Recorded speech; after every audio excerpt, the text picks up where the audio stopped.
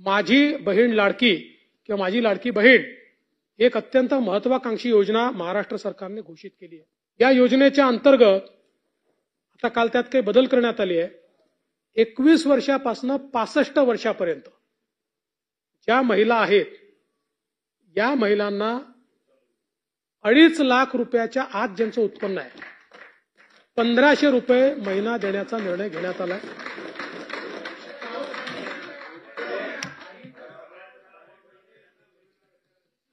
यामध्ये 5 एकराची जी अट टाकली होती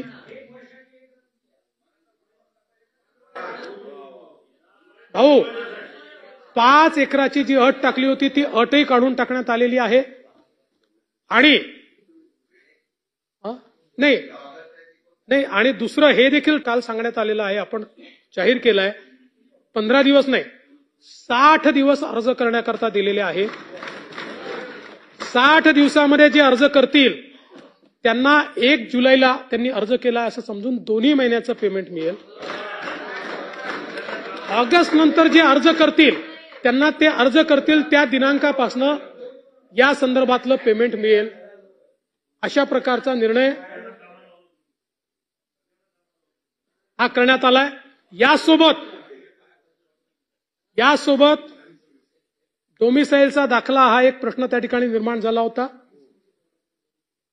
योजना राज्यातल्यांना करताच आहे त्यामुळे काहीतरी आपल्याकडे पाहिजे आणि म्हणून त्याला पर्याय देण्यात आले आहेत की नवऱ्याचा जन्म जर राज्यातला असेल त्याचं जन्माचं सर्टिफिकेट चालेल. रेशन कार्ड 15 वर्षाचं असेल ते रेशन कार्ड चालेल.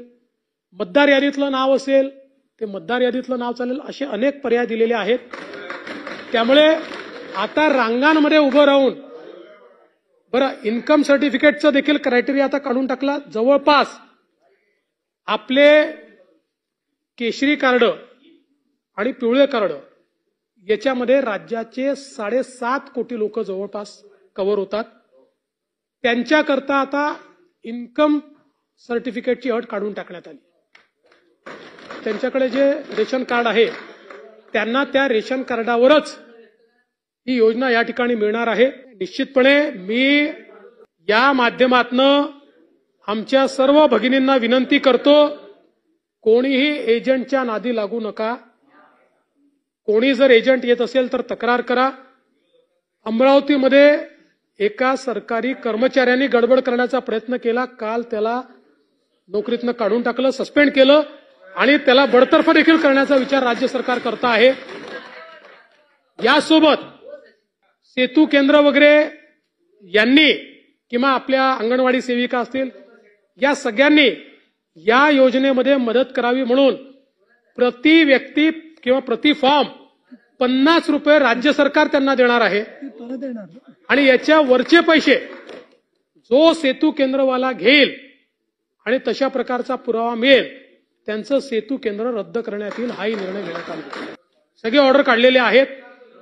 त्यामुळे पारदर्शी पद्धतीनं हे करण्याचा आपला प्रयत्न आहे. अर्थात सुरुवातीच्या काळात काही अडचणी येतात कारण शेवटी आपण ऑनलाईन पद्धतीनं या सगळ्या गोष्टी ऑफलाईनही चाललाय पण ऑनलाईन जेवढं होईल तेवढं जास्त लवकर आपल्याला पैसे देता येतील. त्यामुळे जेवढं जास्तीत जास्त ऑनलाईन करता येईल तेवढा आपला प्रयत्न आहे. आता हे खरं आहे की एकाच दिवशी खूप लोक तुटून पडतात त्याच्यावर किंवा खूप सेतू केंद्रवाले एका वेळी जेव्हा लॉग इन करतात तर सुरुवातीच्या काळामध्ये काही काळ आपल्याला ते सर्व्हर स्लो झालाय वगैरे असं पाहायला मिळतं. आता त्याही अडचणी काढल्या.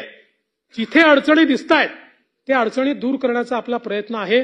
त्यामुळे निश्चितपणे ऑगस्ट महिन्यापासून माझी लाडकी बहीण मुख्यमंत्री माझी लाडकी बहीण योजना या योजनेचे पैसे हे लाभार्थ्यांचे. आणि एक मोठी मागणी येत होती की याचा मिसयूज होऊ नये म्हणून एका कुटुंबामध्ये 2 महिलांना देण्याचा निर्णय झालेला आहे.